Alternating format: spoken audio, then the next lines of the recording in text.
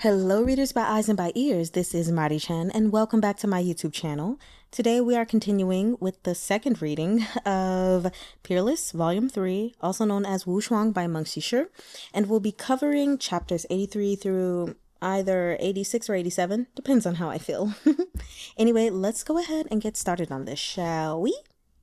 1 hour earlier, Feng Xiao, Xiao Xian, and Jin Lian fought their assailants 3 against many. 12 figures in black were led by 1 figure in blue. All were top-tier martial artists, the leader in blue likely the strongest of the lot. This wasn't the strongest or the trickiest battle of Feng Xiao's life.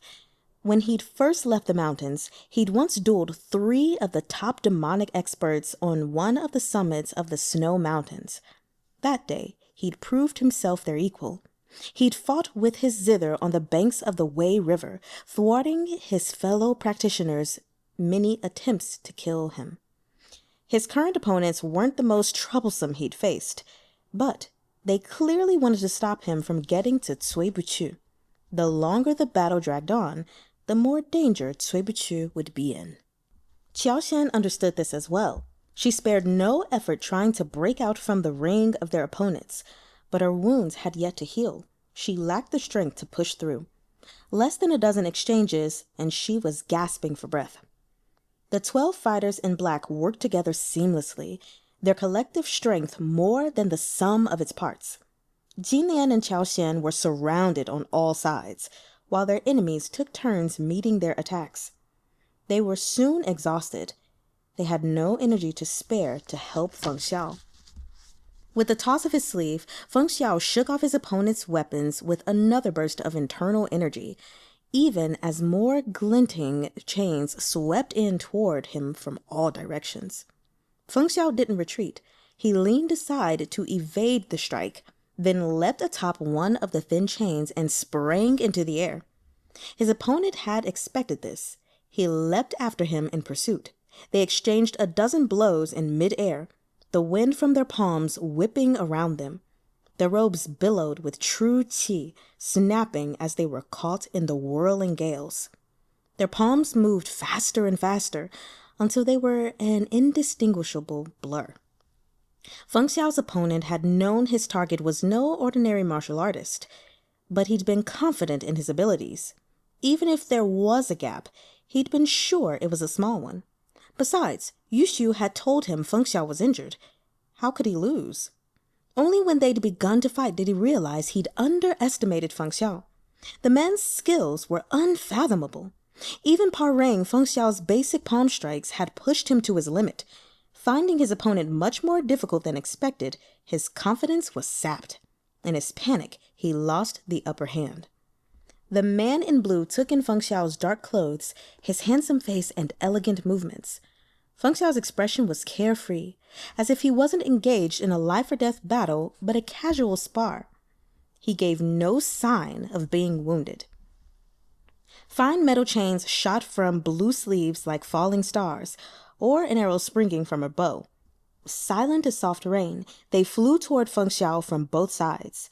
Only when they struck their target would there be noise. In all his years wandering the Jianghu, from the northern nations to the Central Plains, this move had never failed the man in blue. The chains were fine and flexible. 2 hands weren't enough to count the number of people who'd lost their lives to them. They wouldn't fail him this time either. The man in blue didn't hesitate. He poured every ounce of his internal energy into the chains, which rushed toward Feng Xiao with unstoppable momentum, ready to splinter everything in their path like dry bamboo. Any human hand they struck would be destroyed, the flesh ripped apart and the bones shattered. Feng Xiao had only 2 options: evade or meet it head on. The man in blue had already sealed off all avenues of retreat. Unless Feng Xiao could take flight or sink into the ground, he had no choice but to take the blow bare-handed. The moment his hands were injured, the man in blue would launch his next attack. "Ah, I remember now," said Feng Xiao. Then he vanished. The chains hid nothing but empty air. How could this be? As the man stood in stunned disbelief, A wave of bloodlust swept up from behind him. Shit! Feng Xiao was no ghost or demon. He couldn't disappear, nor was this some arcane magic. He'd employed a technique used by ninjas in Yamato to confuse their enemies. An optical illusion, created by exploiting the human eye's limited field of vision. It wasn't at all mysterious once explained, but in that fraction of a second, the man in blue had fallen for it. The attack he'd staked everything on missed. Lightning quick, he turned and flung his chains out again. But in a fight between martial experts, that split second was enough to turn the tide. He lost his opportunity and handed the initiative to his opponent. Feng Xiao's palm slammed into his back. Blood spurted from the man in blue's mouth even as he lurched forward to avoid Feng Xiao's next attack. Without Cui Buqu here to remind me, I couldn't figure out who you were at first. Feng Xiao didn't give chase. Hands clasped behind his back, he strode up to the man in blue. The steps he took looked ordinary, yet somehow he moved a great distance with each one. No matter how quickly the man in blue fled, the distance between them remained unchanged.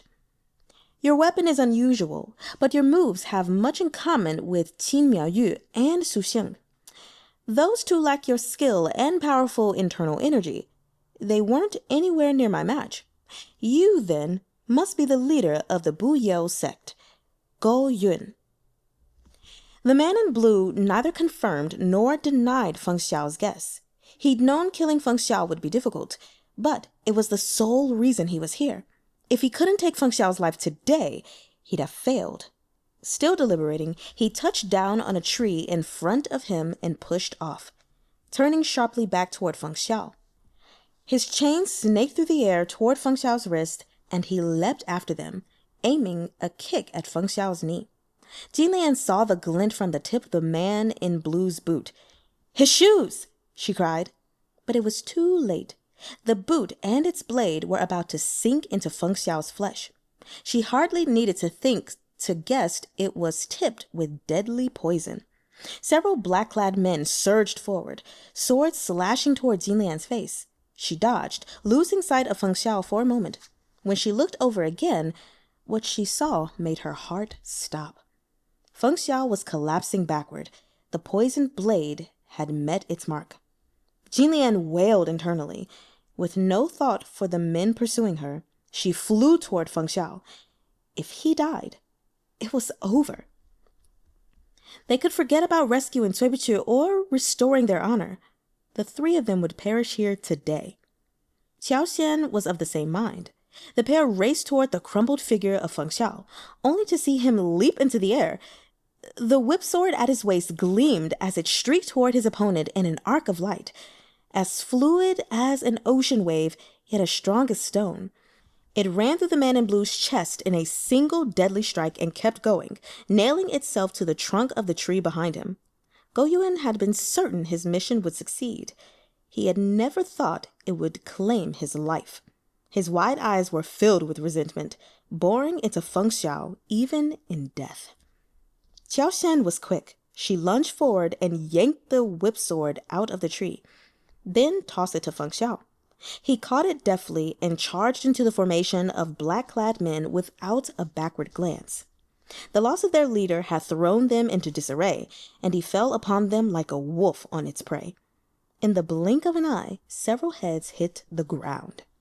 These men were all under orders to fight to the death, even if it was a losing battle. There was no option of retreat. But of course, some still valued their lives. Those who tried to flee during the chaos met swift ends at the hands of Jinlian and Xiao Xian. "Leave a few alive. Hold their jaws open," called Feng Xiao.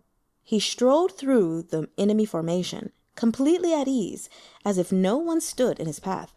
His words were timely, and Xiao Xian was swift. She grabbed two of the men's lower jaws, preventing them from biting down on the poisonous pills in their mouths. "Leave this to us. Go save the Lord Chief," she urged. She'd also realized by now that anyone who gave orders to the leader of Buyeo's sect must be someone of immense power. Cui Buqu was in terrible trouble. You're not afraid I'll push your Lord Chief around? Feng Xiao chuckled. You should be doing all you can to rescue him first. How could I take that from you? Xiao Xian ground her teeth, wishing she could grind Feng Xiao's head too. I beg the Deputy Chief Feng, please save our Lord Chief. I'll serve you every day if that's what it takes to repay you. Unnecessary, said Feng Xiao. I have no interest in seeing that churlish face of yours every day. Just think, right now, your Lord Chief is almost certainly enduring all manner of torture. Maybe he's even half dead. Save your kindness for him during his darkest hour, when he's in desperate need of help. You'll get the most return for your goodwill that way. Don't you agree? Xiao Xian was ready to burst into flames from rage. Ugh, you're nothing but a conniving little weasel, she thought. This man wouldn't lift a finger unless there was something in it for him. The Jietian and Zuoye bureaus were at odds, so why had she placed her hopes in Feng Xiao? She should have begged the Lord Chief to let Jiang Sun Bodhi come along after all. She wasted no time on pointless words, but quashed her fury and dashed toward the yurt where Cui Buqu was detained. But within a scant few steps, she felt a pressure in her chest as the flow of her internal energy was blocked by her injury. She crashed to the ground, blood trickling from her mouth, and could move no more. Feng Xiao smiled. I see I have to do everything around here. Cui Buqu, old Cui Buqu. You owe me another gargantuan favor. However will you repay me this time? Repay you my ass? Xiao Xian snarled in silence. Feng Xiao gave a good-natured laugh, then leapt out from the middle of those fallen black-clad men and arrowed toward the royal yurt. Within a few nimble bounds, his figure dwindled into the distance. Struggling upright, Xiao Xian watched as two silhouettes burst from the yurt and soared into the blue sky. One was Xiao Xian. As for the other, Kagan? Jinlian cried. Everyone stared as, in broad daylight, the elderly Apakagan met Feng Xiao with qinggong so quick and light he could have plucked the very moon from the sky. Chapter 84. All Gukturks grew up on horseback, and Apakagan was no exception. He too had been an experienced rider and archer in his youth. But as he grew old and indulged in wine and women, his skills had gradually deteriorated. He became an old Kagan, his face weathered with age. Yet even at his peak, he hadn't been able to casually leap dozens of feet over Jinlian's head, let alone meet Feng Xiao in battle in mid-air. At the moment, the two appeared equally matched. The Kagan was swift and lithe as the wind, unbending as a pine. He didn't look like an aging man at all. Jinlian watched the scene in a trance for several shocked moments before regaining her senses. Few martial artists of this caliber existed. Whoever that man was, it wasn't Apakagan. Xiao Xian was a step ahead of her. That bastard killed and impersonated the Kagan. He wishes to throw the Kaganate into chaos, she shouted. High above the uproar, Feng Xiao and Wushi had already engaged over a dozen blows. When they'd fought previously in Liugong City, Wushi had merely been testing the waters. This was a battle to the death. Wushi had set up this elaborate game of chess for the express purpose of sowing discord. He'd intended Foar's death at Feng Xiao's hands to incite enmity between the Western Khaganate and the Sui dynasty, which he could use to fan the flames of war between the two nations. But Cui Buqu and Feng Xiao had upset all his careful plotting. He wanted to grind their bones to dust. Now that his identity was exposed, Wushi held nothing back. Every strike was brutal and brimming with bloodlust. So it's Wushi Chanshu. Feng Xiao, too, had recognized him the moment they exchanged blows. Wushi was an enemy many times more challenging than Go Yun, but Feng Xiao wasted no time provoking him, as if his dearest wish was to make him angry. I have good news for you. Your accomplice Go Yun is already dead. I can't say I'm surprised, Wushi sneered. He was a mediocre fighter, but at least he did one thing right. Go Yun had been Goguryu's foremost martial artist. but talented fighters abounded in the Central Plains. Though he couldn't rank among the best of the best, his skills had been top-notch. Feng Xiao might have killed him, but it couldn't have been a painless victory. Still, Yushu remained careful. Go Yuan had underestimated his enemy, but Yushu had a much better understanding of Feng Xiao's strength. At this point, though there was no salvaging his plan, retreat remained possible. Only Feng Xiao stood in his way. Even if it cost Yushu extra time and effort, he had to kill Feng Xiao today if he hoped to make a clean escape. Yushu was wielding the saber he'd taken from the yurt. It had been Prince Ada's favored weapon, a blade of extraordinary make that glimmered in the sunlight. It wasn't Yushu's weapon of choice, but as a martial expert, he was proficient in a variety of weaponry. He wielded the gleaming blade with ease, as if it was an extension of his body. The saber's glare and his true qi surged together into a colossal wave that crashed toward his opponent. Engulfed in the saber's mighty glare, Feng Xiao's own sword glare appeared frail and small, almost overwhelmed by his opponent. For Jinlian, it was a nerve-wracking sight. Xiao Shen paid it no heed. She stumbled into the yurt where she found Cui Buqu collapsed on the ground. Cui Buqu's face was white as paper, his breath a bare flutter. Xiao Shen felt for the pulse in his neck and went pale. "Lord Chief, wake up!" She channeled true qi into Cui Buqu in panic, calling to him again and again. Cui Buqu didn't move. After what seemed an age, he coughed and spat out a mouthful of blood. "Lord Chief!" Xiao Shen was frantic. "Stop passing me true qi," said Cui Buqu. His voice was feeble as the buzz of a mosquito. "Don't you smell the incense of helplessness?" He had only used a small amount of incense of helplessness, and Feng Xiao and Yushu had torn open a hole in the top of the yurt. The scent had mostly dissipated. It was only when Cui Buqu pointed it out that Xiao Shen detected it. She promptly became even more terrified. Circulation of true qi aggravated the effects of incense of helplessness. Yushu had succumbed to it so quickly because he had been afraid and circulated his qi in desperation. Cui Buqu's body was frail but unable to accept any healing energy. Not only would Xiao Shan's true qi fail to alleviate his pain, it would make his symptoms worse. While Xiao Shan and the others had been occupied with the Buyeo clan, Cui Buqu had faced off against an equally cunning opponent. Yushu had known Cui Buqu was crafty and unpredictable, yet he'd made a common mistake. Cui Buqu wasn't a martial artist, and thus Yushu had dropped his guard. It had been Cui Buqu's idea to exploit this by throwing incense of helplessness into the mix. With this, he seized his victory over Yushu. Eradicating his enemy by crippling him was something only Cui Buqu would do. Yushu had underestimated Cui Buqu's ruthlessness. Had he not been occupied dueling Feng Xiao, he'd have been tearing Cui Buqu limb for limb at this moment. Yet Xiao Shan felt no triumph.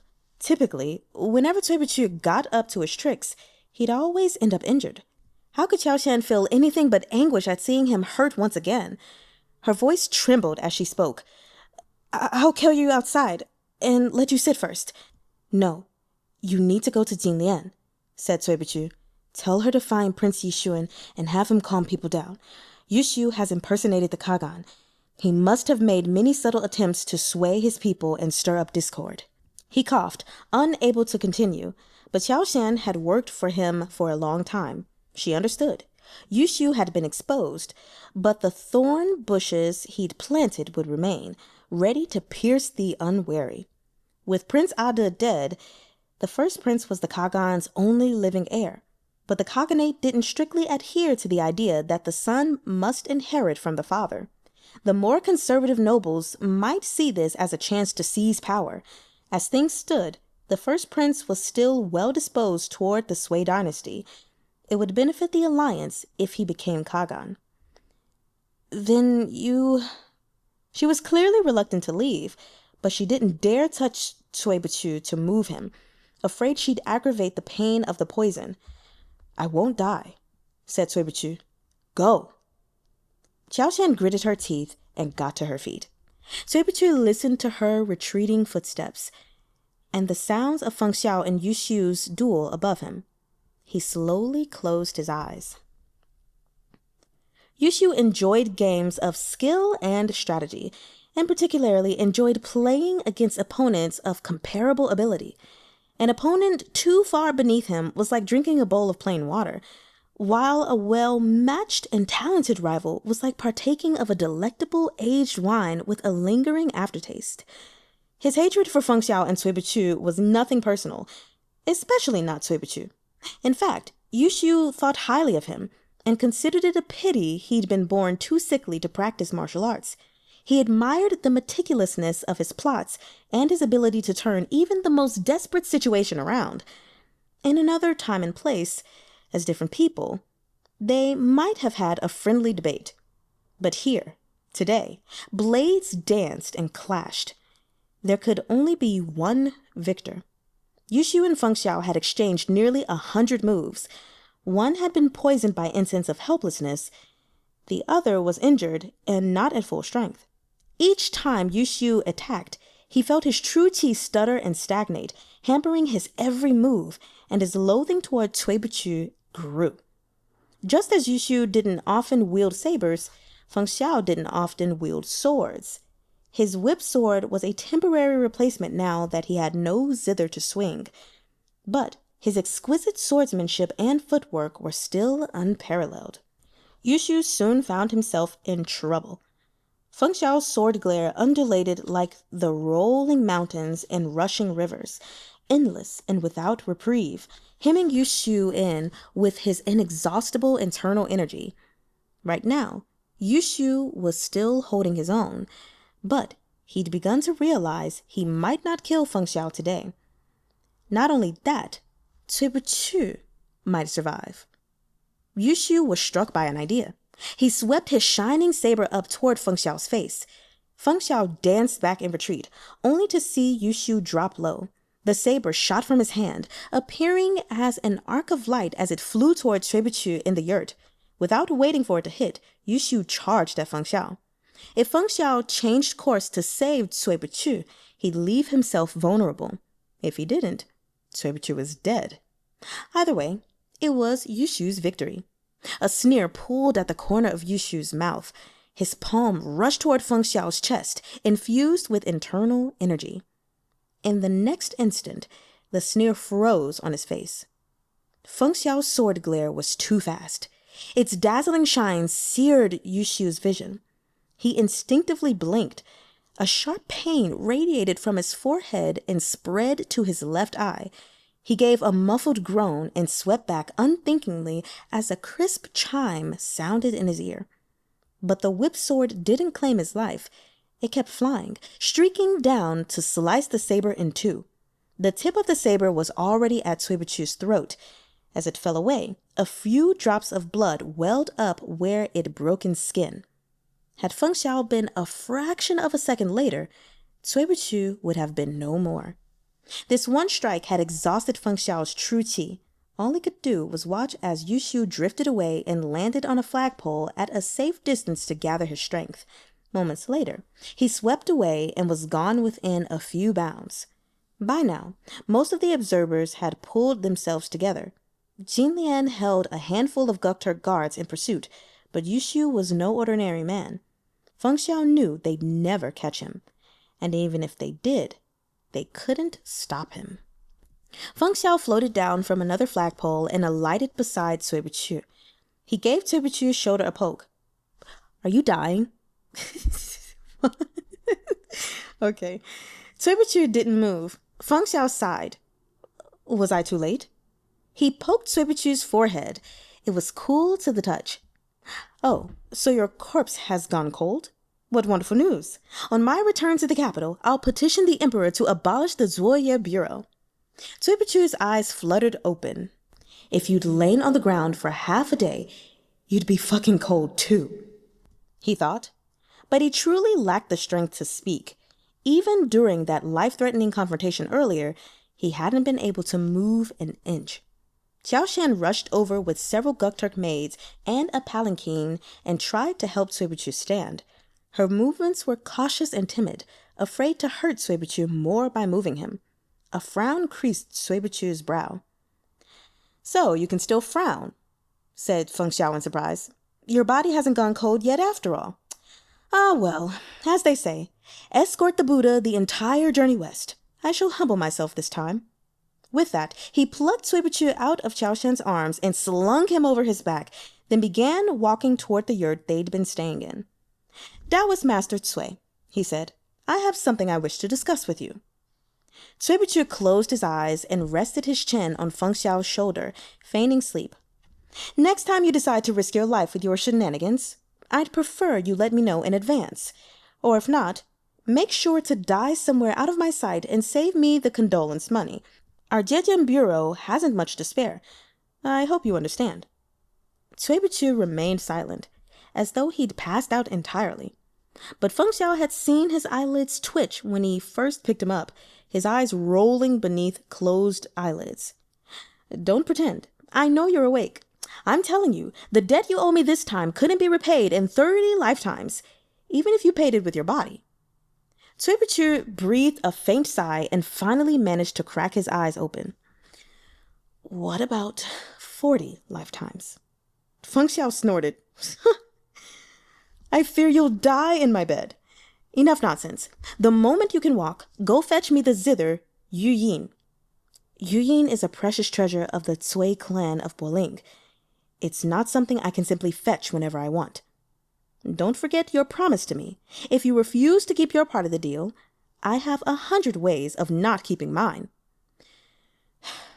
I promised, so of course I'll get it. Once we leave here, we'll go to Anping. Anping was the home of the Cui clan of Boling. He'd had Cui Buqu's word, yet Feng Xiao still felt something was off. Cui Buqu had offered Yu Yin to him back in Tiamoa, but at the time, Feng Xiao hadn't expected to have to save him from such a troublesome man as Yushu. He'd paid a hefty price, and his only reward was this zither. Any way he cut it, it felt like he'd been scammed. If you know where Yu Yin is, then what about other zithers? Haozhong or Jiaowei? Cui Buqu coughed a mouthful of blood up onto his shoulder. "I might not live much longer," he said serenely, then let his head fall and played dead. Feng Xiao was speechless. Chapter 85. When Cui Buqu awoke, he suspected for a moment that, while unconscious, he'd been transported from the grasslands beyond the Great Wall to the misty plains of Jiangnan. Why else would a beautiful woman suddenly appear at his bedside? There were all types of beautiful women in the world.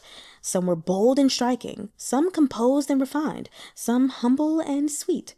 Cui Buqu had seen them all, and in fact had one by his side. Xiao Xian was aloof and untouchable, a plum tree blooming atop a lofty mountain. But the beauty before him now was different.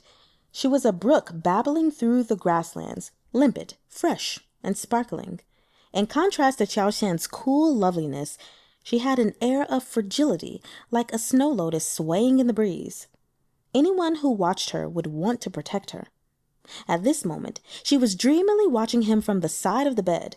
When she saw he was awake, her eyes lit up. "Is my lord thirsty?" she asked softly. "Allow me to pour you some water." Cui Buqu watched as she picked up the kettle and filled a cup to the brim. She approached him, the cup clasped carefully between her fingers. "Please drink, my lord." He didn't move. The beauty fidgeted slightly under his gaze. "I don't mean anything by it, my lord," she said. "Qiao Nyangzi is preparing your medicine right now and had to step away. That's why I came to help. Ask me for anything you want, my lord. Just don't send me away." "Anything I want." Cui Buqu's throat was dry, his voice low and hoarse, but the beauty was right at his side. She had no trouble hearing him. "Of course, anything you want." She leaned closer, her eyes shining. The faint scent of orchids hung around her. Cui Buqu thought for a moment. "Go get the table and dance." "What dance does my lord wish to see?" "You choose." The beauty had hoped to speak with him further rather than dance, but Cui Buqu wasn't interested. He'd just woken up, yet insisted on watching a dance. The beauty had no choice but to set down the teacup and step barefoot onto the table. Kucheyans were known to be excellent dancers. The woman bent at the waist and spun on her toes, clapping out a rhythm as she danced. The bells at her ankles jiggled, and the hem of her skirt fluttered in a graceful arc that revealed her alluring snow-white feet. All that was missing was musical accompaniment. Though beautiful, the performance felt incomplete. Cui Buqu watched for a while until his eyes slipped shut again. But every time the girl thought he'd fallen asleep and she could rest, he'd open them again. All she could do was steel herself and keep dancing. This happened several times until the beauty timidly said, "My lord, I'm afraid I'm a bit tired. May I stop dancing?" He yawned. "You can stop and do something else." "Would my lord like something to eat?" she asked eagerly. "You needn't go anywhere," said Cui Buqu. "Just do a handstand on the table." The beauty was speechless. My lord, my apologies, but I'm wearing a skirt. Doing a handstand would be indecent," she protested feebly. She understood Cui Buqu had just woken up after grave injury. Even if he desired her, he lacked the stamina for any vigorous activity and could only feast his eyes on her. It had been the same with the old Kagan, but at least he'd enjoyed having her wait upon him, indulging in the pleasure of eating and drinking from her delicate hands. Why were her methods so completely ineffective on these two Central Plainsmen? If she hadn't seen the merchants from the Central Plains stop in their tracks to stare at her, she'd have thought a woman was only considered beautiful in the Central Plains if she had 3 eyes and 2 noses. "Oh," said Cui Buqu. "Then why not pretend to be a monkey stealing a peach?" The beauty blinked at him. "Or mimic a chicken and stand on one leg." The girl's eyes welled with tears. Cui Buqu regarded her listlessly. "You said you'd do anything, but all you can do is dance." He coughed. "Go fetch Xiao." A soft chuckle drifted down from the rafters. The beauty watched in shock as a black-clad man dropped down in front of her. "You'd have had an easier time with the first prince," Feng Xiao said. The beauty bit her lip and glared sullenly at Feng Xiao, who didn't spare her a glance. He strolled over to the dresser and studied his reflection in the basin of water there, tilting his head this way and that and muttering words of appreciation. The truly dazzling are pitifully few in number. Real beauty comes from within. Taoist Master Cui already has a pearl before him. Why should he be interested in you? Don't you agree, Taoist Master Cui? Cui Buqu closed his eyes.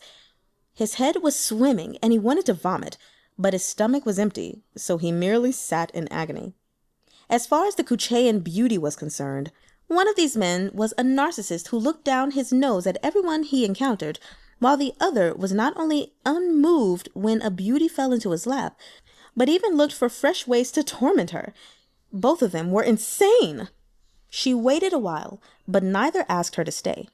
At last, she excused herself and left, dejected and humiliated. "The king of Kucha sent that woman to serve the Kagan," said Feng Xiao. "Anyone close to the Gokturk nobles lives a cushy life by the standards of the Khaganate, but it hardly compares to the luxuries of the Central Plains. Now that the Kagan is dead and the Western Khaganate is in turmoil, she's unsure where she stands. Rather than staying to serve the new Kagan, she'd prefer to travel to the Central Plains with us. Unfortunately for her, she tried to seduce me first and then you, and came up empty both times. If only that fool Pei Jinja was here, she might have gotten her wish." Cui Buqu had suspected as much. As soon as he'd seen she was only looking for a meal ticket, he'd lost any interest he might have had in her. Feng Xiao had merely validated his opinion.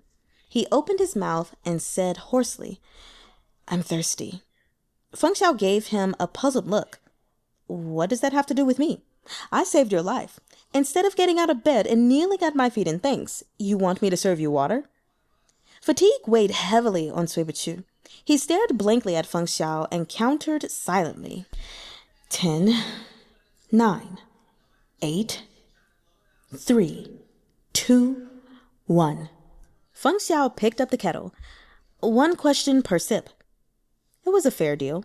Cui Buqu nodded. Feng Xiao poured some water in a cup and handed it to Cui Buqu. When Cui Buqu looked down, he saw the water barely covered the bottom of the cup. It really was only one sip, no more and no less. "What did you uncover about Yushu while you were with him?" Feng Xiao asked. "Not much." Feng Xiao's lips twitched. "With that attitude, you must not want a second sip. He's a member of the 13 floors of Yuanhai, and not a low-ranking one either." "Yi Xianzhang?" "Water." "We're still on the first question," Feng Xiao drawled. "Don't even think about cheating. Keep stalling, and I'll gag you and take you up on the roof so you can sip the northern winds instead. We'll see how long it takes Xiao Xian to find you." Cui Buqu considered this seriously and decided Feng Xiao would do it. "He said he wasn't. Under the circumstances, I don't see why he'd lie." Satisfied with his answer, Feng Xiao helped him take a second sip of water. "Tell me your theories. All of them." "Princess Qianjin adopted and raised him, and he's deeply indebted to her for her kindness. The princess loathes the Sui dynasty, so he is determined to overthrow it. His position as the Prince of Jin's counselor helps him implement his plans." Feng Xiao rubbed his chin thoughtfully. "He wants to overturn nations, and the 13 floors were ambitious as well. Their goals happen to coincide. But people like Go Yuan and Feng Xiaolian wouldn't be content with simply causing chaos. They must have a larger goal. Perhaps Yushu is simply seeking revenge for his princess, or perhaps he's lying. It doesn't matter. The members of the 13 floors of Yuanhai are big names themselves. They're unlikely to indulge Yushu's lunacy for the sake of it. They must have a grander plan. One they'd been executing step by step. Don't you agree?" Beneath the surface, where they couldn't see, a massive conspiracy was taking shape. They couldn't predict where or when it would rear its head. The cryptic verses they'd found on Duan Qihu were a crucial clue. Feng Xiao was sure Cui Buqu had been privately mulling them over. Some parts that had made no sense at the time must have become clear to him by now. Yet when Feng Xiao turned to ask his next question, he found Cui Buqu had closed his eyes and lain back down. The blanket was tucked up beneath his chin, the picture of peaceful slumber. All his face was missing were the words, "I don't know." Chapter 86. Thanks to Yushu's conspicuous escape, everyone knew Appa Kagan had been murdered. The fate of the Black Moon Shaman's burnt corpse was discussed again. No one could be sure whether the corpse had really been that of the shaman, or whether Yushu had planted the body of the Kagan there after he'd killed him. Unfortunately, the body itself had been caught in a fire, then burned to ashes with the cremation. Unless the Kagan himself returned to life or walked in someone's dream to reveal the answer, no one would ever know the truth. Appa Kagan had been old and short-sighted, but over the years he'd managed to maintain a delicate equilibrium within his domain. With him gone, dark thoughts and ambitions began to stir. At the same time, the two Sui envoys had transformed from suspects in the murder of Prince Ade to dignitaries worshipped and flattered by all. The Kuchean beauty's attempt to win over Cui Buqu merely proved her intelligence. In the following days, wealthy people of all ranks came from across the Western Khaganate to visit Cui Buqu and Feng Xiao.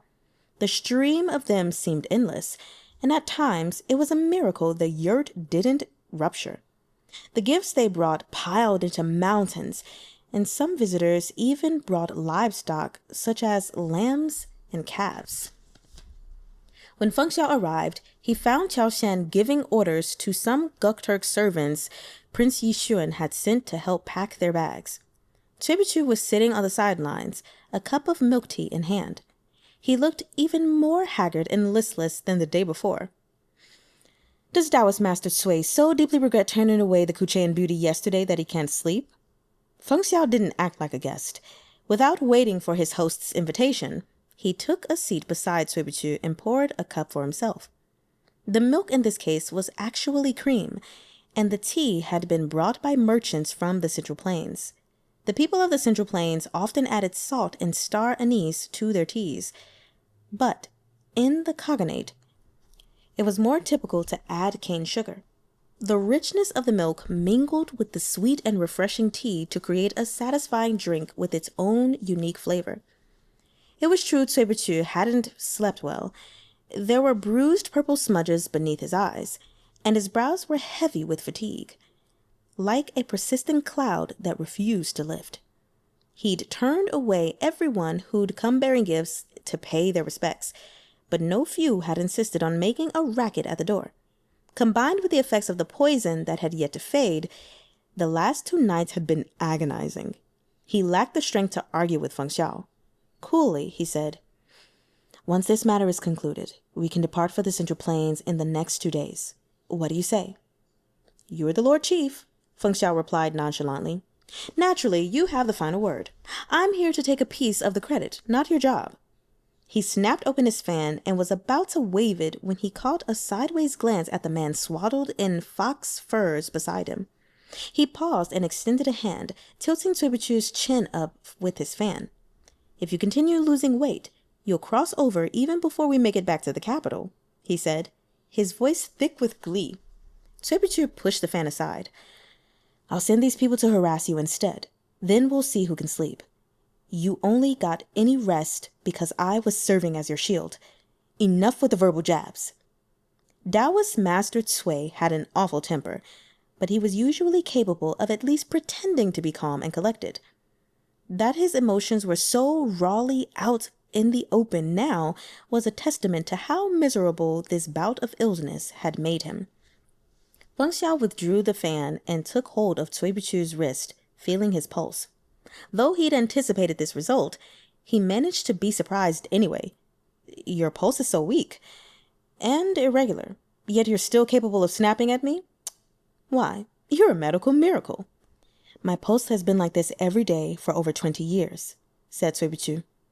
"Sometimes it's better and sometimes it's worse. That's all." Irritated, he yanked his hand away and wrapped the furs tighter around him. It was getting towards summer, and the days were growing warmer. Not only had Feng Xiao changed into thinner robes, even the Gukturks had removed their furs. The inside of the yurt was stifling.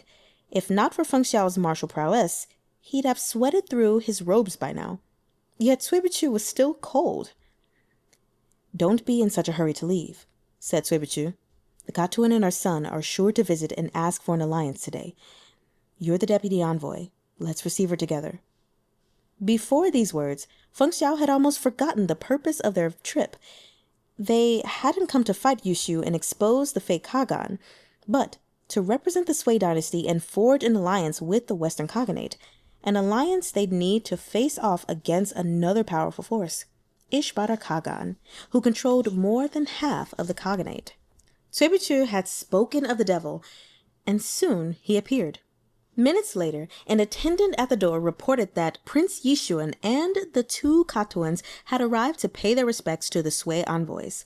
This was the Gukturks' territory. The first prince and the Katuans could simply have entered, but instead they followed the etiquettes of the Central Plains and respectfully waited outside for an invitation. No, not the first prince. Prince Yishuan was now the new Kagan of the Western Khaganate. Even Xiao Xian marveled at his drastic change in circumstance. With Cui Buqu's permission, Prince Yishuan, the greater Katuan, and Jin Lian entered the yurt. The great prince held his right fist over his heart and bowed to Cui Buqu and Feng Xiao. "If not for you both, that scoundrel would have pulled the wool over our eyes completely. I can't fathom what chaos the Khaganate would be in now. On behalf of the entire Western Khaganate, we thank you deeply for your help. This is a kindness we cannot repay. Tell me what you desire. As long as it's in my power to grant it, I will."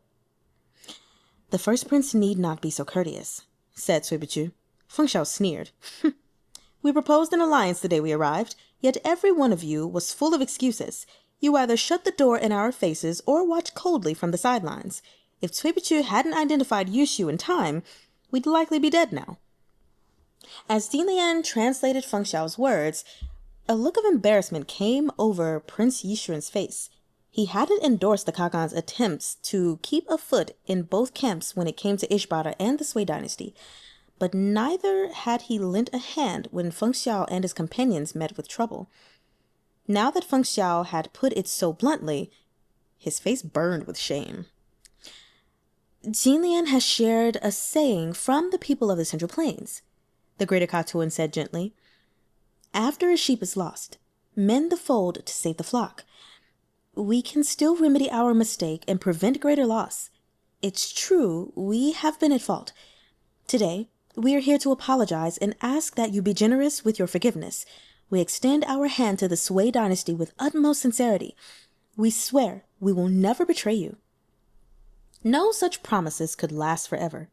Today, Prince Yixuan was wholeheartedly throwing his lot in with the Sui dynasty. Yet who knew what the future might hold? But this had nothing to do with Cui Buqu. His job was to ensure the Western Cognate was sincere in their pledge of friendship in the present, and that they'd assist the Sui dynasty in the looming war. That was enough. Four was dead. Yushu had fled, seriously injured. If Prince Yixuan wished to secure his position as Kagan, he needed strong allies to support him. Right now, the Sui dynasty was his only option. Before Cui Buqu could respond, the first prince called for someone to bring the letter of alliance and a seal. The letter was earnestly written, one he'd personally penned. He read out the contents, then dripped wax onto the paper and used the horn-shaped gemstone he carried with him to stamp it with his seal. This is a special token of the Kagans, Jinlian explained. It's only used for the most important matters. The first prince is demonstrating the depth of his sincerity. Cui Xiancheng, please take a look at the document before making your decision. It's not too late to do so. Cui Buqu took the letter but merely glanced at it before handing it to Feng Xiao. The prince thought Cui Buqu too angry to bother with a closer read. Displeased, he said, starting with myself, all new Kagans will gladly receive titles of nobility from the Sui dynasty. Is that not enough for you, Cui Langjun? Prince Yixuan was much more astute than his father. He'd spent the past few days asking Jinlian much about the Sui dynasty. He knew such titles were only decorative. Sui would never send troops this far, so the ruling authority would still belong to him. In this way, he could demonstrate his sincerity and encourage further trade between the Khaganate and the Sui imperial court. The Gokturk aristocrats could no longer live without their silks and porcelain, after all. The better their relationship with the Sui dynasty, the more goods would flow between them, which Prince Yixuan could use to increase his popularity. Such calculations were typical of vassal states throughout history. The first prince's actions were in no way unique or greedy. From what Cui Buqu understood of the imperial court, the emperor would be only too happy to agree. I read it, he said. You said you'll travel with me to the capital of Sui to demonstrate your intentions. When the emperor learns of this, he'll be delighted. I shall write my own letter to the imperial capital, and your words will be reported to the emperor. The Ministry of Rites will begin preparations and welcome the new Kagan. Cui Buqu then recited the entire letter of alliance from beginning to end, without missing a word. Realization finally dawned on the first prince. It wasn't that Cui Buqu hadn't read the letter properly. This man possessed the ability of total recall. Prince Yixuan's remaining doubts went up like smoke, and he saluted once more. Then I'll leave everything to Cui Langjun. Their people had already lost to Feng Xiao in martial arts, and even if they combed through the entire Western Cognate, they wouldn't find a man as brilliant as Cui Buqu. What else could he say? He had to accept the situation with good grace. With the support of Jinlian and the Greater Katuan, Prince Yixuan swiftly quashed the dissenting voices in the tribe and took up the mantle of the new Kagan. Cui Buqu and the others were guests of honor at the ceremony, where they were worshipped like immortals. No one dared show them an ounce of disrespect. The treatment was a stark contrast to the storms they'd weathered when they first arrived. Afterward, the new Kagan set off with Jinlian, Cui Buqu, and the rest of their party on their journey to the Central Plains. His mother, the Greater Katuan, stayed behind to watch over his domain. The journey home was nothing like their journey to the Khaganate. Not only did they ride alongside a Gokturk Kagan, they were accompanied by a winding convoy of Gokturk guards and gifts. Traveling in such a mighty procession, the road home was smooth and uneventful, devoid of any dangers. As a gesture of goodwill and at Cui Buqu's request, the new Kagan had also released most of the Han slaves they'd captured. Most men and women also journeyed with the convoy, but they certainly couldn't follow them all the way to the capital. Cui Buqu arranged for them to stay in Liugong City. County Magistrate Zhao of Liugong City had received word of their coming and appeared to greet them in person. He brought with him an imperial decree. News of Cui Buqu and Feng Xiao reclaiming Me.Mimo had reached the capital. The emperor was said to be delighted in which to reward them, but the pair had rushed off to the western regions before the imperial decree could arrive. Now they successfully treated with the Western Khaganate and returned with the new Kagan, another remarkable achievement. That news, however, had yet to reach the capital. Any further reward was still some ways off. The decree Magistrate Zhao held was one that rewarded them for their victory in Tiamoor, raising them both to the rank of Marquis and promising a sum of gold. My lords must have had a long journey. To think, you'd have managed yet another amazing feat. When the emperor hears of this, he's sure to bestow another reward. How unfortunate that my humble self has duties here and cannot accompany you to the capital.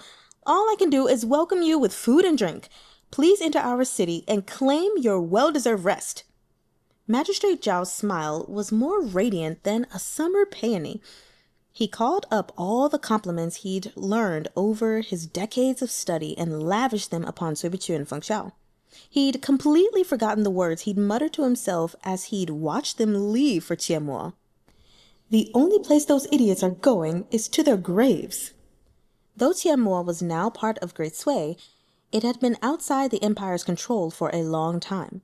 It lacked the flavor of a Central Plains city. Liugong City was a border town without even a tenth of the capital's bustling wealth. Yet it wasn't until they passed through these city gates that they truly entered the borders of the Sui dynasty. The moment they set foot in the city, Feng Xiao felt Cui Buqu relax. Cui Buqu had been on alert the entire return trip, worried Yushu might rear his head once again. Now that they'd reached Liugong City, they'd have an escort of Sui soldiers for the remainder of the journey. Relieved of this worry, his illness crashed back down on him like a mountain, leaving him unable to attend Magistrate Zhao's welcome banquet that night. Chapter 87. County Magistrate Zhao was drowning in regret. When Feng Xiao had arrived in Liugong City, he'd come as himself.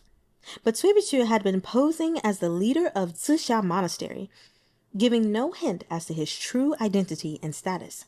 County Magistrate Zhao's hands had been full trying to please Feng Xiao. He'd almost entirely ignored Cui Buqu.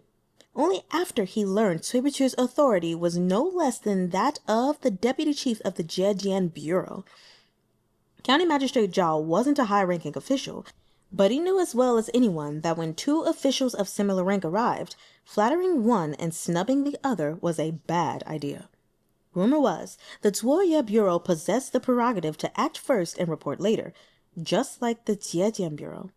Rumor was the Zuoye Bureau had been founded by Empress Dugu herself, and that they answered directly to her. Rumor was the Lord Chief of the Zuoye Bureau was as elusive as a ghost. He never appeared in court, and almost no one had ever met him. He was even reputed to be a close confidant of the Empress. Rumor was. Magistrate Zhao hadn't heard of the Zuoye Bureau before, but after reading the letters from his friends in the capital, he'd been thrown into a panic. It seemed he'd unwittingly offended a terrifying man. Even if only 1 in 10 of the rumors were true, one thing was certain. The deputy chief of the Zhejian Bureau treated Cui Buqu like an equal, which meant his rank was a high one. Thus, when Cui Buqu didn't show up at the banquet that night, County Magistrate Zhao didn't dare take offense. Instead, he racked his brains for more ways to recover from his initial faux pas. When he heard Cui Buqu was ill and had suffered an injury in the Khaganate, he sent a large quantity of medicinal herbs to the relay station where Cui Buqu and his party were staying. Xiao turned it away. Cui Buqu's body was currently too weak for medicine. He couldn't eat anything other than soup and plain congee. County Magistrate Xiao next wanted to send over a famed doctor, but gave up on the idea when he heard Chief Cui's subordinate, Xiao, was herself an expert in medicine. If he invited a doctor, he'd probably end up offending her too. He strained to think of some way to make Cui Buqu happy, yet he couldn't come up with anything. His hair was practically falling out from the stress, and at night he tossed and turned so much his wife almost kicked him out of bed. Cui Buqu's stay in Liugong City was intended to be a short one, as they were making preparations to set off for the capital in a few days. Magistrate Zhao therefore had no choice but to ask Feng Xiao for advice. In comparison to Cui Buqu, who seemed as immovable as stone, the deputy chief of the Zhejiang Bureau was a much easier man to flatter. At the very least, he'd never reject any of Magistrate Zhao's gifts. When the magistrate went to pay his respects to Feng Xiao, he was confident he could make inroads with him, until he saw the beautiful serving girl he'd sent wiping down a window frame. Magistrate Zhao thought for a moment he'd gone blind. He stared, dumbfounded. The serving girl noticed Magistrate Zhao's arrival and gave him a look full of unspoken grievance. Her eyes brimmed with tears, a pitiful sight. The offender was sitting by the window, focused on reading a book as if it contained a celestial maiden even lovelier than the beauty standing next to him. The girl's flower-like beauty was so stunning Magistrate Zhao had been unable to bring himself to make use of her when he'd first received her as a gift. Of course, his wife being as ferocious as a tiger was also a limiting factor. Regardless, the magistrate was willing to swear on his life that this girl was the most beautiful woman in Liugong City. Even Feng Xiao, who normally resided in the capital and had outrageously high standards, was sure to be moved by her face. Yet, now he came to find that this man had ordered such a beautiful woman to do manual labor like a common maid. It was a criminal waste. The thought rose unbidden in the magistrate's heart. Could it be that Feng Xiao doesn't like women, but instead likes... Do you regret sending me this beauty, Magistrate Zhao? Feel free to take her back. Feng Xiao didn't even look up as he turned the page. No, of course not. The magistrate protested, shooing the girl out of the room. He approached Feng Xiao with a smile and whispered, Dare I ask my lord, did she not serve you well? Was she unable to satisfy you? Not at all. I'm quite satisfied, said Feng Xiao. Look, hasn't she made this window spotless? County Magistrate Zhao hadn't sent over a beauty among beauties to clean windows.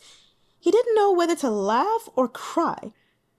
But this official heard you didn't take her to bed last night. She waited outside your rooms all evening. Fortunately, the weather was growing warmer and the late spring breeze was gentle, so the courtyard hadn't been cold. Otherwise, that fragile flower would have surely caught a chill. Feng Xiao sighed. Oh, she was supposed to be my bed companion. I thought you sent her to do chores. I was going to have her clean the floor next. Qi Nyangzi is the most beautiful woman in my employ, but if she doesn't please you, allow me to send someone else. Or perhaps you'd prefer a young man instead? Feng Xiao sighed again and pointed at his own face. What do you think of my looks? He asked. My lord, you're as resplendent as a phoenix, as radiant as a dragon, like an immortal from beyond our human realm, the magistrate hastened to say. Would you be enchanted by someone uglier than yourself?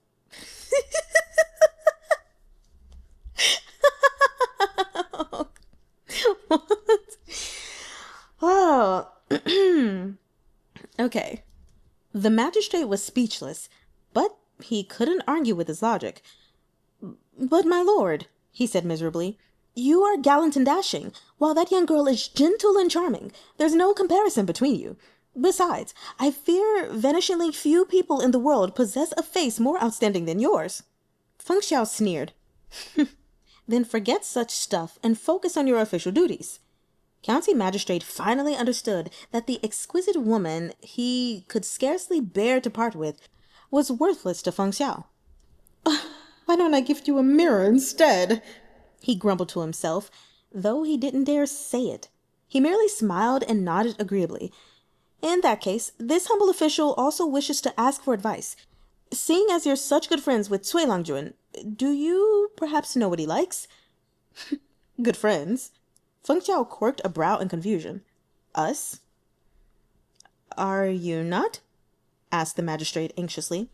Suddenly, Feng Xiao smiled. Of course we are. You wish to send him a gift as well. Why not send him a beautiful woman too? That should suffice. Your lordship jests. Magistrate Zhao gave a pained smile. Cui Langjun is currently bedridden and couldn't enjoy the company of a woman even if he wanted to.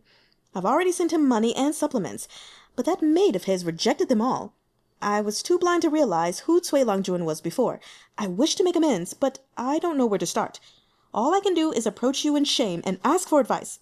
Please give me guidance. Feng Xiao smiled. You've come to the right man. Cui Buqu remains aloof and indifferent no matter whom he talks to. But I'll tell you in confidence, I've seen him. He lowered his voice and whispered a few words. Magistrate Zhao's eyes widened. Surely not. Perhaps all capable people have some strange predilections they can't show to outsiders. Magistrate Zhao considered how Feng Xiao had disdained the beautiful serving girl and had to nod. You may be right. I'll go look for one now. Thank you very much, Feng Langjun. As soon as he had gone, Feng Xiao beckoned the beauty over. Xinjiang saw his pleased expression and thought he'd finally learned to appreciate her. Overjoyed, she approached gracefully and bowed. How may I serve my lord? Go see if Cui Buqu has awoken. That's all? She thought. Why are you still standing there? Asked Feng Xiao. Indignation pricked at Xinjiang's heart. This one has a stomachache, she pouted. Then go after you've gone to the toilet. Xinjiang was struck speechless. The handsome lord didn't even bother to glance at her. Furious, she stamped her foot and left. Feng Xiao stretched languidly and decided to head out for a stroll. Xinjiang had mentally cursed Feng Xiao dozens of times, grumbling that he was blind, but she dared not disobey him. When he returned, she reported that Cui Buqu was awake and entertaining an endless parade of visitors. Even Magistrate Zhao had hurried over. While investigating the missing jade of Heaven Lake, Feng Xiao had been high-handed and imperious. He'd openly feuded with Lin Long Pavilion despite the powers that stood behind them, which had left a deep impression on many. At the time, quite a few had come to fawn over him and offer gifts. Unfortunately, Feng Xiao was like a stone and simply sent them away with a wave of his hand. The lesson was still fresh in their minds, and consequently, the number of fools who came to disturb him this time had lessened considerably. As for Cui Buqu, he'd been presiding over the Zixiao monastery at the time. The monastery had been bursting with incense and visitors for the months of his tenure, then suddenly collapsed overnight. The abbot of the monastery had quietly disappeared, and the citizens were still talking about it. Some said the abbot had ascended to the heavens, while others said he was a fraud who fled after scamming enough honest people out of their money. Now the man in question had reappeared, transformed into an envoy of the court. He'd traveled to the Khaganate with Feng Xiao and returned a marquis. Everyone was stunned, and the number of his callers exploded. Not all of them went to flatter and give gifts. Some simply wanted a piece of the excitement, while others felt themselves indebted to him, or were past patients who came to thank him. All of them were stopped at the door by Qiao Shan. Other than necessary exceptions like Magistrate Zhao, very few actually laid eyes on Cui Buqu. Feng Xiao rubbed his chin and decided to go watch the fun. The two of them were staying in the same relay station, one on the east side and the other on the west. If they didn't go expressly to visit each other, it was easy to pass the entire day without a single meeting. Cui Buqu clearly hadn't missed the companion with whom he'd shared so much weal and woe over the past weeks. When Feng Xiao entered uninvited, his expression wasn't one of pleased surprise. Instead, His lips thinned. A smile tugged at the corner of Feng Xiao's mouth. It seems Taoist Master Cui isn't happy to see me. Cui Buqu was sitting on the bed with an armful of blankets, nothing like a host eager to welcome a wanted guest. If I say I'm not, will you leave? Of course not. Feng Xiao glanced around the room. I heard County Magistrate Zhao sent you some interesting gifts. Mind if I take a look? Without interest, Cui Buqu pointed to a box in the corner. He said he sent me some calligraphy and paintings. Go see for yourself. Feng Xiao opened the box and found a neat stack of 10 or so scrolls. Irrepressibly curious as to whether the magistrate had taken his meaning, he unfurled the first scroll. Cui Buqu picked up the medicinal soup Xiao Xian had left for him. He hesitated, wondering for a moment whether he should pour it out under the bed. On second thought, Xiao Xian's sense of smell was no less acute than Feng Xiao's dog nose. He sighed, pinched his nose, and tipped the bowl back. His brows so tightly knit he could have crushed mosquitoes between them. Good medicine was bitter indeed, and no amount of sweet cakes could suppress the aftertaste. Cui Buqu took several deep breaths. When the awful taste finally faded and he looked back up, he was greeted by the sight of Feng Xiao's peculiar smile. What did he send? Cui Buqu asked suspiciously. Feng Xiao turned the painting toward him. An erotic depiction of lovers in the throes of passion filled his vision with its vivid colors. Men and women in every sort of pose and position were strewn both inside and outside the painted buildings. It was decidedly bolder than most popular erotic paintings, explicit enough to turn even the staidest man crimson. Cui Buqu merely rolled his eyes. Far from turning crimson, there wasn't a hint of pink in his cheeks. Though Cui Buqu boasted incredible authority and a decisive character, he spent most of his time ill. Feng Xiao had been sure he must be comparatively innocent. Even if he wasn't shy or embarrassed, Cui Buqu should have at least been a bit shocked. Yet Feng Xiao had got none of his expected entertainment. On Taoist Master Cui's face was a look of complete apathy, as if to say, "That's it?" Feng Xiao felt this was no fun at all. "Are you a man or not?" "I am, if you are," drawled Cui Buqu. "So if I'm not, you aren't?"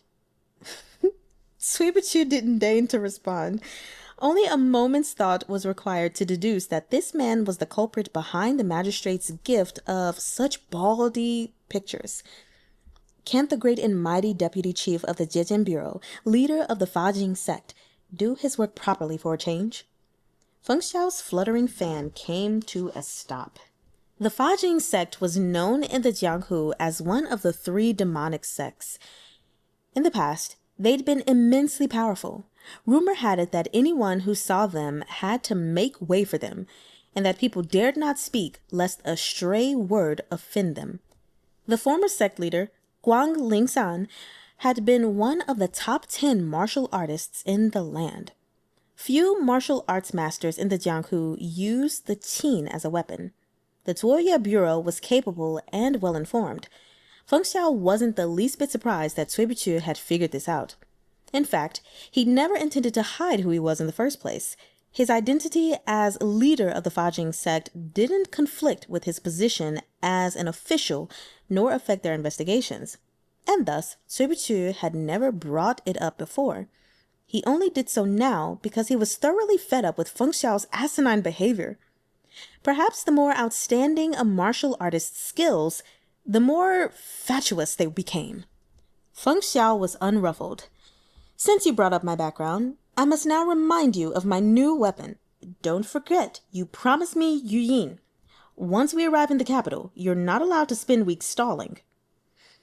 "His Majesty will hold a banquet to welcome the new Kagan to the city. The things we saw on our journey, the process of forming the alliance. The Emperor is sure to inquire about everything. All that will certainly take weeks. However," despite his annoyance, Cui Buqu recalled that Feng Xiao had repeatedly saved his life. He adjusted his flippant tone to something more appropriate. "I just received news that Ning Shiwo, the chief helmsman of the 9 guilds of water transport, set out north in secret a few days ago. He's likely just arrived in Huai province. Of the 9 guilds, the Jinhuan Guild was the most powerful, monopolizing transportation along canals in the south.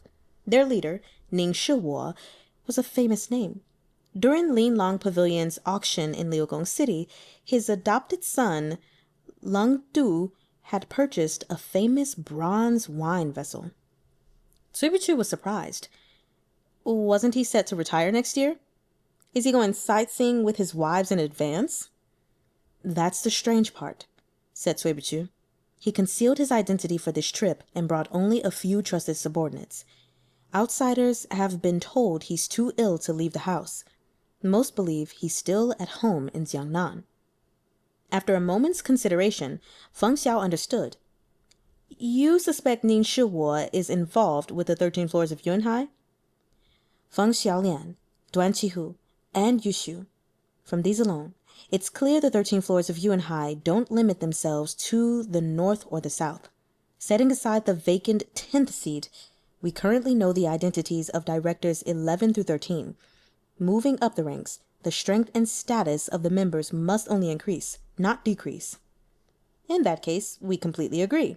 So you speculate that Meng Xi went north to attend the gathering on the 7th day of the 7th month, the day of the Qixi festival. That's right, said Cui Buqu. The other members must have received the same letter we found on Duan Qihu. After we finish our business in the capital, we'll go to Boling and get Yu Yin, then head to the meeting. Perhaps we'll be able to annihilate the entire 13 floors in a single blow. Feng Xiao clapped. Well said. I concur. Coincidentally, I too have some relevant information. Cui Buqu waited, but Feng Xiao did not continue. Eventually, he had no choice but to ask. What information? Not telling. Cui Buqu glared at Feng Xiao, who didn't look remotely guilty. In exchange for your information, I won't make a fuss about you delaying our trip to Boling, but you have nothing to offer in exchange for my information, am I right? Feng Xiao stood and patted Cui Buqu's shoulder. Taoist Master Cui's Zuoye Bureau is so capable, and their Lord Chief is so intelligent, that they even managed to unearth my background. Surely there's no secret I can keep from you. Take your time thinking. I'll see myself out. He didn't wait for Cui Buqu's reply, but simply left, humming a tune. Cui Buqu had a bad habit. If he found a loose thread in his clothes, he was compelled to pull it out even if it damaged the material. He was a terribly curious person. Since Feng Xiao had left him in suspense, he absolutely had to get to the bottom of it. He summoned Xiao Shan and ordered her to continue their investigations. Only then did the hard-working Chief Cui finally lie down and obediently close his eyes. 1 laughing Feng Xiao head. 2 laughing Feng Xiao heads. 3. Cui Buqu opened his eyes and stared blankly at the muslin canopy overhead. This was insomnia. At that moment, he could cheerfully have wrenched Feng Xiao's insufferable head right off his shoulders. Alrighty, folks. That brings us to the end of chapters 83 through 87. I hope you all enjoyed them. These were truly comical. I mean, it's always been comical, but I felt like the last chapters, I guess the ones from yesterday, weren't as funny, but they were so funny today. So let's just go ahead with my notes, and we're going to start with where we just left off, though. So, Cui Buqu, when you're having trouble sleeping, are you really seriously counting laughing Feng Xiao heads? That's so funny. I love it, though. It's hilarious. So let's just go ahead and go on to everything else. I have this little note here where it just says page 90. Yes. And that is to perhaps the more outstanding a martial artist's skills, the more fatuous they became. So for those of you who don't know what fatuous means, it's basically silly and pointless. And that's why I say yes. Because if we think about Yan Wushi and just the things that he did and the things that he said, and then here we also have Feng Xiao and the things that he does and the things that he says, it's so pointless. So, yes, the more talented in martial arts they are, the more silly they are. Why? Because they can be. Which brings me to the next silly thing, and that is Feng Xiao having Magistrate Zhao send Cui Buqu a bunch of erotica.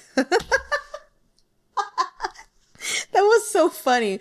But the thing that was funnier to me is, I'm sorry for those of you who don't have the book, but if you could see the photo that they have, it's Feng Xiao holding up the scroll, showing it to Cui Buqu, and Cui Buqu's face just looks like, okay.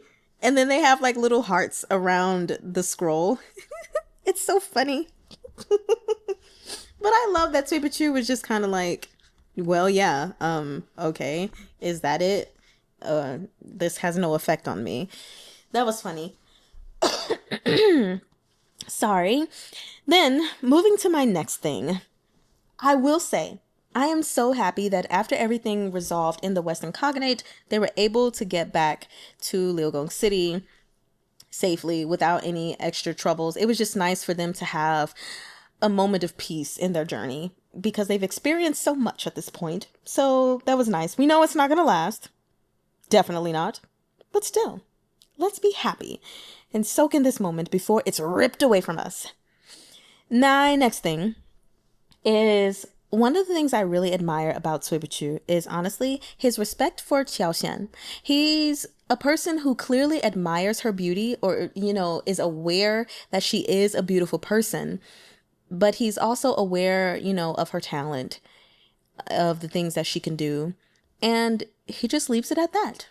You know, it's just one of those pure relationships that they have where, you know, it's just Cui Buqu, the deputy chief of the Zuoyue Bureau, and her, another chief, but also in this scenario, his subordinate or whatever. Also, so glad they got promoted, Feng Xiao and Cui Buqu. But anyway, yeah, it's just one of those things, because, you know, a lot of times they say that men and women can't have platonic relationships, which to a certain degree, for the most part, I honestly agree. But here we have one. Maybe not necessarily a friendship, but some form of a relationship. And she clearly cares about him, you know? And I think he cares about her too. We just don't really get to see that a lot. So then, the last thing I want to say, which is my first note. I love Feng Xiao's character so much. Just like I love Yan Wushi's character. But if there is one thing that I can agree with, is Xiao Shan's view of him. In real life, I think I would despise Feng Xiao as well. I think, just much like Cui Buqu just ended this chapter, I would love to rip his insufferable head right off his shoulders because he is so insufferable. It's like pulling teeth with this man. But reading him is funny.